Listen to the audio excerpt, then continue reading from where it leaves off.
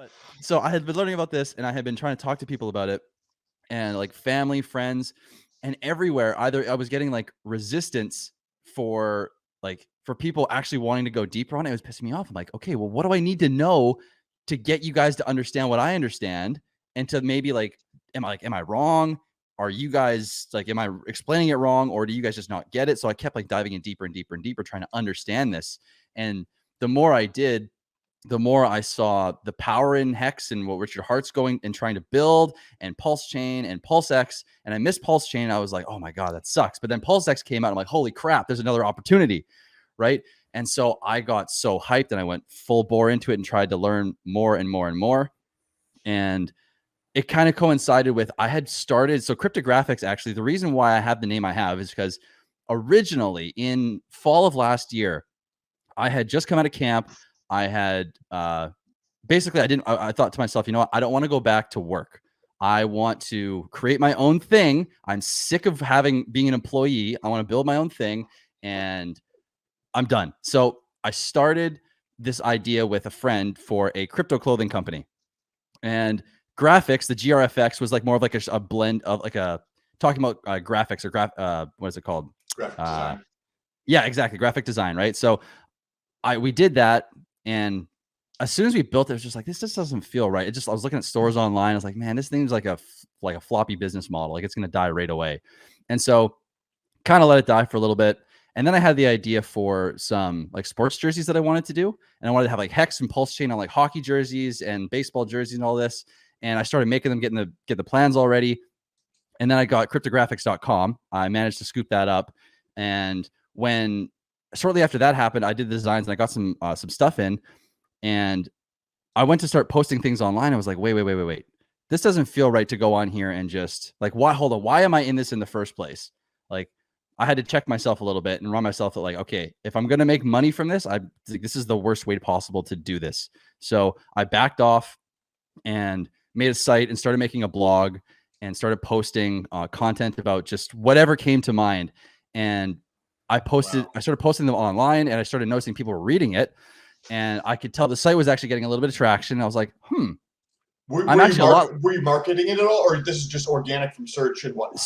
It's just organic from search. I was just sharing it on, because I still had my Twitter at that point. I think I had like 40 people following me at that point when I started posting it, and I just noticed people were reading it, and even family or friends that I had known would read it and they would enjoy it and actually give me good feedback. It's like, okay, it's actually like people wanting to read this stuff.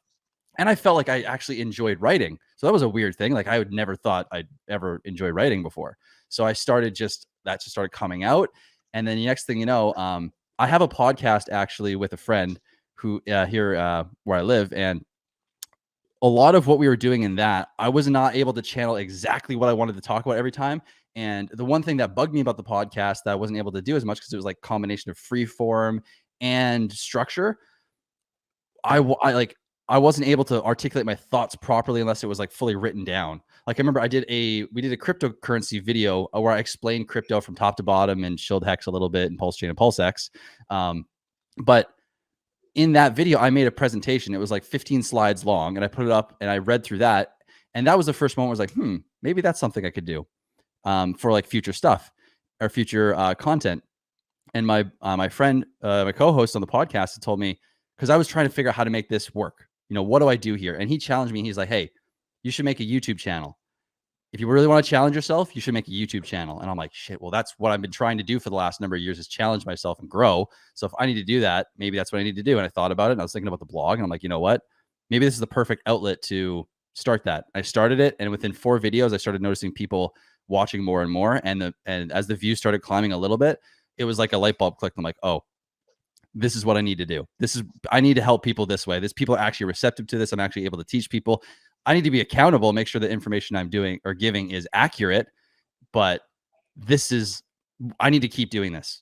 Like, it didn't start as like, I want to educate the world, but I wanted to help. And now it's like, oh my God, there's actually something here that people want to hear. And I really want to keep focusing on it. That is like, so I have goosebumps right now, because what you're describing is the customer service function of crypto that is not there, in the sense of that we are customer service for crypto, right? Yes.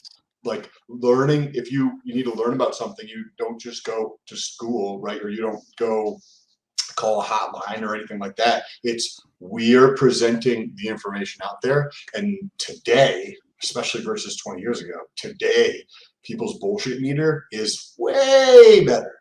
So when, right? So Yeah. Well, ours is, but BitBoy Crypto certainly had no problem.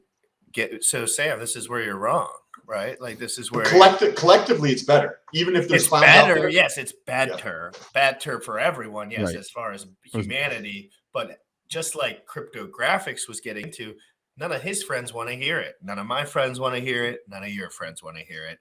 Nobody wants to fucking hear it except a small percentage of humans that are on the internet.